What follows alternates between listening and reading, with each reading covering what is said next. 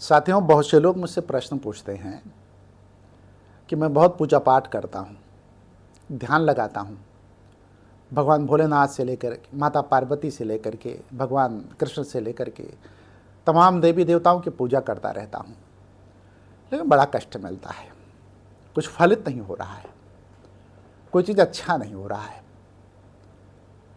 और मैं देखता हूँ कि तमाम ऐसे लोग हैं जो मस्त हैं कोई तकलीफ़ नहीं है उनको, वो हंसे जा रहे हैं और मस्त मौज शाम को शराब दारू और मीट मुर्गा मछली ये सारी चीज़ों का सेवन कर रहे हैं, लेकिन उनके जीवन में खुशियाँ हैं। तो ऐसा क्यों है? इस तरीके का प्रश्न मेरे सामने अक्सर आ रहे हैं इस समय। हमसे तो कुछ लोगों ने यहाँ तक कहा कि क्या पूजा पाठ छोड़ दूँ। एक सज्जन ऐसे भी थे जिन्होंने कहा कि मैंने भगवान को मानना बंद कर दिया है। मैंने कहा भाई क्यों बंद कर दिया है आपने? तो उन्होंने कहा टेलीफोन पे कि कुछ फलित ही नहीं हो रहा है तो मैं भगवान को मानूं क्यों। हमारे पड़ोस में एक सज्जन है ना, वो रोज़ शाम सुबह भगवान के लिए गलत शब्द बोलते रहते, लेकिन अभी अभी कुछ दिन पहले वो एक गाड़ी लिए थे 4 पहिए की, दूसरी गाड़ी फिर ले आए। और मेरे पास सिर्फ एक गाड़ी है, वो भी बड़े मुश्किल से जो उसकी किस्तें जा रही। पूजा मैं करता हूँ, भगवान को सुबह शाम में प्रणाम करता हूँ, और वो उल जलूल बोलता है तो फल मुझे मिलना चाहिए, फल उसको मिल रहा है। अच्छा, बात में उनके वजन भी था, क्योंकि वो त्रस्त थे, पस्त थे, तो उनकी समझ से वो वजनदार बात कर रहे थे। साथियों देखिए, एक बात मैं बताऊं आपको, जो भी चीज़ें आपके सामने घटित हो रही हैं पूर्व जन्मों के कर्मों के फल के रूप में घटित हो रही हैं। एक 55 साल की महिला ने मुझे फ़ोन किया, कहा कि मैं अच्छे से खाती पीती थी, सब बातें थी, और भगवान का भजन चिंतन मनन करती थी, सुबह शाम जो है पूजा पाठ में लगी रहती थी, लेकिन हमारे हालात बड़े ख़राब हैं, तो हम क्यों करें पूजा पाठ। इनका भी प्रश्न यही था। वो पंजाब का फ़ोन था। तो ऐसे फ़ोन मुझे अक्सर मिल रहे हैं इस समय, और कई लोगों ने कहा इस पर एक वीडियो बना दें, तो आज हमने सोचा कि इस पर एक वीडियो बना दिया जाए, क्योंकि जब लोगों के मन मस्तिष्क में जो उधेड़ बुन चल रही होती है ना, उस पर जब वीडियो बनाया जाता है तो लोगों को उसका लाभ मिलता है। तो जितने भी कर्म फल जो लोग भोग रहे हैं, जो भोग रहे हैं ना, जितने भी लोग भोग रहे हैं, वो भगवान की वजह से नहीं भोग रहे, किसी व्यक्ति की वजह से नहीं भोग रहे, वो अपने ही वजह से भोग रहे हैं। तो आप पूछेंगे भाई अपने वजह से कौन फल भोगना चाहेगा, खराब फल भोगना चाहेगा? हाँ, खराब फल। देखिए, खराब फल जो है, आपने पूर्व जन्म में जो आपने कर्म किए हैं वो आपको नहीं पता है। कोई भी व्यक्ति बताए कि पूर्व जन्म का कोई कर्म उसको पता हो, नहीं पता है ना। चेतना के उस लेवल पे आप पहुंचे ही नहीं कि पता लगा लें कि हाँ पूर्व जन्म में हमने कौन से कर्म किए हैं। यद्यप बहुतों को पता है, और बहुतों को पता लगाया जा सकता है कि पूर्व जन्म के कर्म कैसे थे, पूर्व जन्म में जा करके, पास्ट लाइफ में जा करके। लेकिन ये आपके बस की बात नहीं है। आप चेतना के जिस लेवल पे हो वहाँ इस जन्म के बारे में जान ही नहीं पा रहे हो, पूर्व जन्म के बारे में क्या जानोगे आप।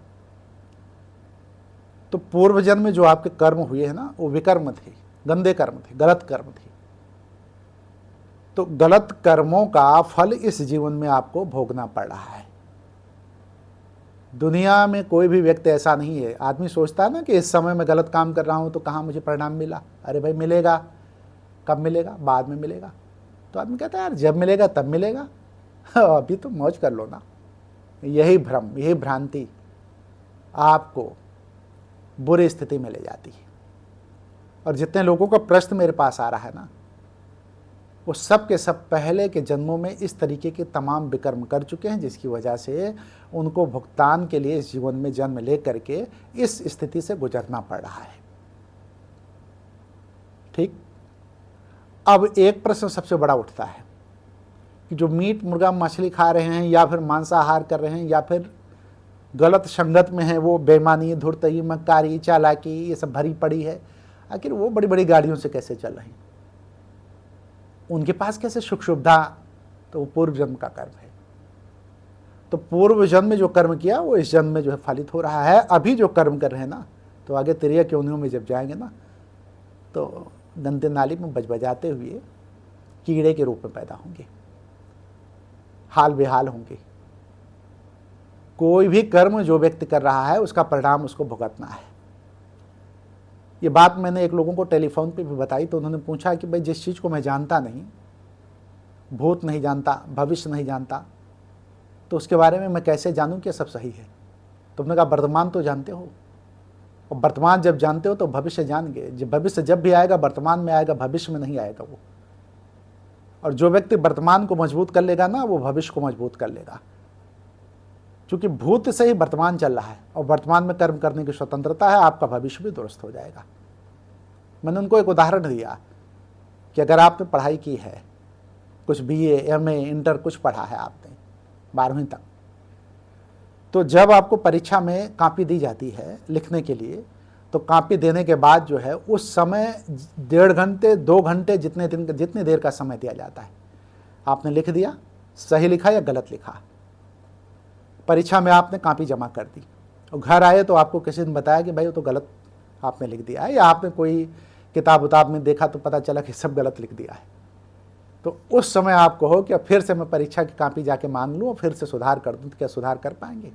नहीं कर पाएंगे। अब उस समय जो रिजल्ट आएगा ना, आपके लिखे गए के अनुसार ही आएगा। अगर आपने 100 क्वेश्चन है, 60 क्वेश्चन किए तो 60 का ही उत्तर मिलेगा आपको, अच्छा, आपको 80 नहीं मिलेगा। कर्म को बदला नहीं जा सकता। बाद में आप कॉपी लेकर के अपने कर्म को बदल नहीं सकते। जो लिख दिया सो लिख दिया। जो धनुष से बाण है जो छूट चुका है, बंदूक से गोली निकल चुकी है, अब उसको आप वापस नहीं ला सकते। ठीक इसी तरीके से परिणाम जो है, जैसे परीक्षा के 1 महीने 2 महीने बाद मिलता है, ठीक इसी तरीके से परिणाम जो है 1 जन्म 2 जन्म के बाद मिलता है, लेकिन परिणाम मिलेगा। और जब परिणाम मिलेगा तब बड़ा दुखदाई होगा, तब आप आंसू बहाओगे, रोओगे। तो इसीलिए मैं कह रहा हूं कि कोई भी व्यक्ति अगर दुखी है तो दुख को वर्तमान में खत्म कैसे किया जाए, इसकी तलाश करना चाहिए। इस पर नहीं लगना चाहिए कि भगवान ने हमें दुख दिया है, भगवान हमें कष्ट दे रहा है। आप भगवान के बेटे हो, आपको भगवान कष्ट क्यों देगा भाई? काहे देगा भगवान कष्ट? ईश्वर कभी नहीं चाहेगा कि उसके बेटे जो है, उसके पुत्र, उसकी पुत्रियां कष्ट सहें। सब अपने अपने कर्मों की वजह से कष्ट सह रहे हैं। तो ईश्वर नहीं चाहेगा, तो आप भी तो नहीं चाह रहे हो। आप अगर चाहते तो अच्छे कर्म ना करते, तो अच्छे कर्मों को कर करके इस कष्ट से छुटकारा मिल सकता है, लेकिन नहीं करना चाहते आप। तो अगर पूर्व जन्म में आपसे भूल हुई है, गलती हुई है, आपके कर्म खराब हुए हैं, तो वर्तमान में उसके सुधारने की चाबी भी आपके पास है। अगर किसी मकान में आपने ताला बंद कर दिया, चाबी तुम्हारे पास है, तो उस मकान के ताले को जब चाहो तब आप खोल सकते हो। लेकिन वो जो चाबी है ना, उस चाबी के बारे में आपको पता नहीं है। वही चाबी मैं देना चाहता हूं आपको। वही चाबी जब आपके हाथ में लग जाएगी ना, तो जो बंद है ना आपके लिए कमरा, जो दरवाजे आपके लिए बंद हैं, जिसमें प्रवेश होने के बाद उजाला हो जाएगा, भविष्य सुधर जाएगा, चीज़ें बेहतर हो जाएंगी, चीज़ें अच्छी हो जाएंगी, ईश्वर का प्रकाश सीधे आने लगेगा, उसी चाबी को मैं देना चाहता हूं आपको। और जिस दिन वो चाबी आपके हाथ में लग गई ना, तो आपका भविष्य बदलना शुरू हो जाएगा। अपनी कई वीडियो में मैंने इस बात को बताया है कि मेरी वीडियो को आप ध्यान से सुना करें और ध्यान से देखा करें। मैं तो यहाँ तक कहता हूँ कि 1 बार में 2 बार में रिपीट करके देखें। देखिए, ये आध्यात्मिक वीडियो होती हैं, धार्मिक वीडियो होती हैं, मोटिवेशनल वीडियो होती हैं। ये है सामान्य जनमानस की इच्छा नहीं कहेगी इसको देखने की। वो तो फरेब में फंसा है ना, वो तो तमाम चीज़ों में ऐसे फंसा है कि उसको मौका ही नहीं इस तरीके के ज्ञान की बातों को सुनने का, देखने का या समझने का। तो चाहता है मनोरंजन हो। वो उस तरीके की वीडियो देखेगा जहाँ महफिल सजी हो और तमाम थिरकने वाले लोग हों, हास्य चल रहा हो, व्यंग चल रहा हो, कुछ जादूगरी चल रही हो, कुछ अभी अभी फ़ायदे की बात चल रही हो कि अभी ये फ़ायदा लो। तो वही लोग जो है, मतलब उस वीडियो को देखेंगे, इस वीडियो पे वो लोग नहीं आएंगे। तो इस वीडियो पे आएगा कौन? इस वीडियो पे वो आएंगे जिनको अपना जीवन सुधारना है। जो बंद कमरे की चाबी है, उस चाबी को लेने के लिए वो इस वीडियो को लोग देखेंगे। और दूसरा कौन देखेगा? जिसके ऊपर महादेव की कृपा होगी। भगवान भोलेनाथ की कृपा होगी। और हम बार बार इस बात को कहते हैं कि मुझसे जिन लोगों की काउंसलिंग होती है ना, उनके ऊपर भी भगवान भोलेनाथ की कृपा होती तभी काउंसलिंग हो पाती। कई लोगों ने प्रयास किया, काउंसलिंग नहीं हो पाई। हम काउंसलिंग कर रहे थे, उस समय जो उनका फ़ोन आया, बाद में उन्होंने फ़ोन करने की जहमत नहीं मोल ली, भगवान की इच्छा नहीं थी, उनकी काउंसलिंग नहीं हो पाई। बहुत से ऐसे लोग हैं जो 1-1.5 महीने तक जो है काउंसलिंग करने का मन था, इच्छा हटती जा रही थी, लेकिन भगवान भोलेनाथ की कृपा हुई, 2 महीने बाद उन्होंने मुझे फ़ोन किया, जीवन सुधरा। तो उसी चाबी को मैं देना चाहता हूँ, जो आपके जीवन की बंद चाबी है ना, जिस चाबी को लेकर के आप बंद कमरे के, मतलब जो आपका दरवाज़ा बंद है, जिसमें आपको प्रवेश करना है, उस चाबी को जब आपके हाथों में लग जाएगी ना वो चाबी, तो आप उस कमरे में प्रवेश कर जाओगे। वही चाबी देने के लिए मैं आया हूँ। साथियों, जिनके ऊपर भगवान भोलेनाथ की कृपा होगी, वो जीवन की सबसे ऊंची चाबी को लेने के लिए तैयार होंगे और इस वीडियो को देखेंगे, समझेंगे, सुनेंगे और उस पर अमल करेंगे। तो इसलिए मैं बार बार कहता हूँ कि अपने जीवन को बदलना है और पवित्रता के साथ जीवन अगर जीना है, तो आप अपने जीवन के साथ खिलवाड़ ना करें, बिल्कुल ना करें, बिल्कुल ना करें। क्यों? क्योंकि जीवन बड़ा कीमती है। बड़े भाग्य मानो स्तन पावा, सुर नर मुन ग्रंथन सब गावा। तो कबीर ने कहा, अब की पासा ना पड़ा तो फिर 84 जाए। तो 84 लाख योनियों में भटकना पड़ेगा। त्रियक योनियाँ जिनको कहा गया, कीट पतंगों की योनियाँ, पशु की योनियाँ। तो मनुष्य का तन अगर मिला है तो बड़े भाग्य से मिला है।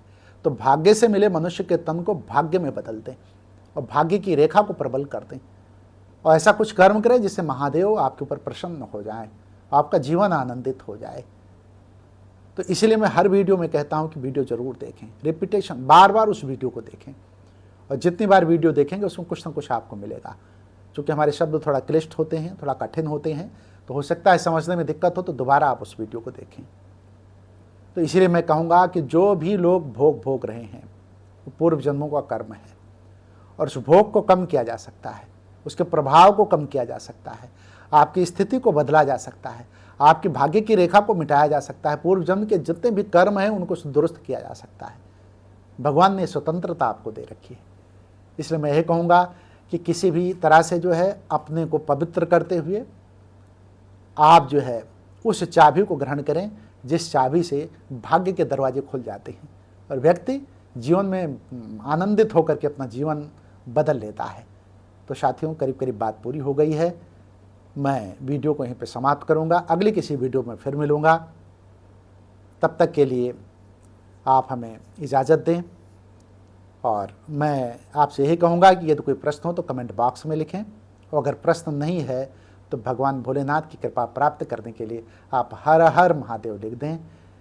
और इसके साथ ही मैं जाते जाते आपसे कहूँगा कि हर हर महादेव।